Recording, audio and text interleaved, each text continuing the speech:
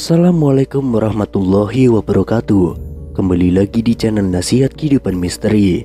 Pada video kali ini saya akan membahas tentang pesan rahasia Presiden Soekarno 2023 akhirnya terbongkar. Insinyur Soekarno adalah Presiden pertama Republik Indonesia yang menjabat pada periode tahun 1945 sampai dengan 1967.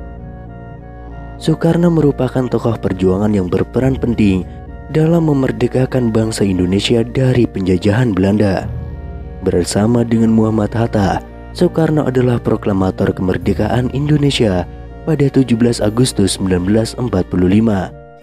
Begitu pentingnya kedua tokoh bangsa ini.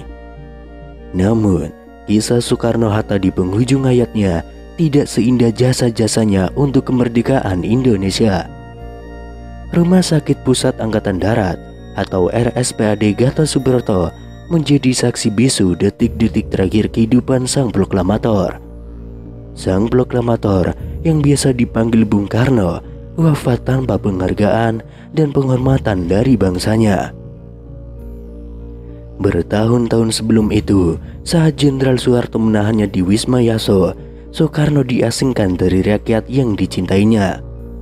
Bahkan, keluarganya pun dipersulit untuk menjenguknya. Soekarno kemudian wafat di ruangan perawatan RSPAD Gatot Subroto pada Minggu 21 Juni tahun 1970 pukul 7:17 waktu Indonesia Barat. Soekarno adalah Presiden pertama Republik Indonesia yang menjabat pada periode tahun 1945 sampai dengan 1967. Soekarno merupakan tokoh perjuangan yang berperan penting dalam memerdekakan bangsa Indonesia dari penjajahan Belanda. Namun, kisah Soekarno-Hatta di penghujung hayatnya tidak seindah jasa-jasanya untuk kemerdekaan Indonesia. Ia mengidap komplikasi ginjal, gagal jantung, sesak napas, dan juga rematik. Sebelumnya Soekarno dikucilkan dan dilarang menginjakkan kaki di Jakarta. Soekarno tinggal di Istana Bogor, kemudian pindah ke Istana Batu Tulis. Dalam buku lain yang berjudul Insinyur Soekarno, karya Wahyudi Jaya, tertulis bahwa sakit yang diderita Soekarno sejak Agustus 1965 semakin parah. Soekarno kemudian memohon kepada Soeharto agar diizinkan kembali ke Jakarta melalui putrinya Rahmawati. Setelah mendapatkan izin dari Soeharto, Bung Karno akhirnya pindah ke Wisma Yaso atau sekarang Museum Satria Mandala dengan status tahanan. Pengamanan terhadap sang proklamator diperketat, alat sadap dipasang di setiap sudut rumah, dan tidak ada seorang pun yang boleh menjenguknya. Kemudian Guntur Soekarno Putra harus memikul tanggung jawab yang besar ketika bapaknya Presiden Soekarno meninggal dunia. Guntur Soekarno Putra tidak saja harus menjadi pengganti peran ayah bagi adik-adiknya, tetapi juga siap menjalankan peran sebagai anak Bung Karno tertua. Selama menjadi putra Bung Karno, banyak pesan yang telah dibenamkan Bung Karno di otak dan di hati Guntur. Pada buku yang ditulis oleh Guntur, yaitu Bung Karno, Bapakku, Kawanku, Guruku, diceritakan pesan terakhir tentang Bung Karno. Setelah itu, tidak ada pesan lagi hingga ayahnya meninggal dunia pada 21 Juni 1970. Berikut pesan terakhir Bung Karno kepada Guntur. Engkau adalah anak sulung Putra Fajar, sebab bapakmu dilahirkan pada waktu fajar menyingsing, fajar 6 Juni yang sedang merekah di ujung timur. Dan engkau yang lahir di tahun keberanian juga menjelang fajar, tanggal 3 November. Pada saat itu, di mana hegemoni kekuasaan Jepang semakin suram sinarnya. Nak, seperti halnya bapakmu, engkau pun pantas menyambut terbitnya matahari. Jadilah manusia yang pantas menyambut terbitnya matahari. Ingat, yang pantas menyambut terbitnya matahari itu hanya manusia-manusia abadi Tuhan, manusia-manusia yang bermanfaat, manusia-manusia yang baik hatinya, Karena itu jangan cengeng. Buktikan kepada setiap orang yang menatapmu bahwa engkau memang pantas menjadi anak sulung Bung Karno. Ekspresi sikap Guntur pasca meninggalnya Bung Karno adalah sikap terbaik, termasuk jika akhirnya ia memilih untuk tidak terjun ke gelanggang politik.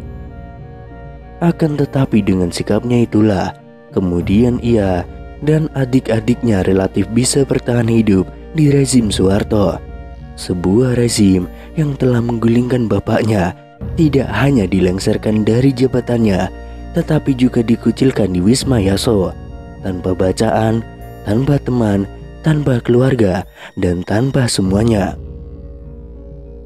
Kemudian Presiden Soekarno sekarat pada 16 Juli tahun 1970. Ia dilarikan dari Wisma Yaso dan ditempatkan dalam sepetak kamar dengan penjagaan berlapis di lorong rumah sakit. Kondisi Bung Karno semakin buruk setiap harinya. Kesadarannya pun kian menurun hingga pada Sabtu 20 Juni 1970 pukul 20:30 waktu Indonesia bagian Barat, Presiden Soekarno mengalami koma. Kemudian keesokan harinya, Dr. Mahar Marjono kemudian menghubungi anak-anak sang putra Fajar dan menyuruhnya untuk datang. Di sana tampak Guntur, Megawati, Sukmawati, Guru, dan Rahmawati hadir di rumah sakit pada Minggu 21 Juni tahun 1970 pukul 6:30 waktu Indonesia bagian Barat. Pukul 7 waktu Indonesia Barat, Dr. Mahar membuka pintu kamar sang proklamator.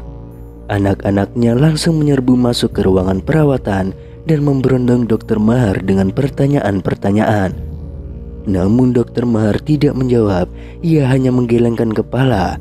Hingga pukul 7:08 petugas mulai mencabut selang makanan dan alat bantu pernapasan dari tubuh Soekarno. Anak-anak Soekarno kemudian mengucapkan takbir. Melihat kondisi sang ayah, Megawati Soekarno Putri membisikkan kalimat syahadat ke telinga ayahnya. Sebelum kalimat itu selesai, Soekarno hanya mengucapkan nama sang pencipta.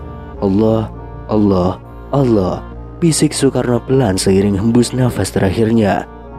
Kemudian terdengar suara tangisan pecah di ruangan kamar Soekarno pada pukul 7:17 waktu Indonesia bagian Barat. Sang proklamator telah menghadap sang pencipta dan berakhirlah tugas sebagai penyambung lidah rakyat. Kemudian sebelum wafat, Soekarno sempat dijenguk oleh Muhammad Hatta. Melihat sahabatnya di rumah sakit, Muhammad Hatta tampak penuh dengan kepedihan.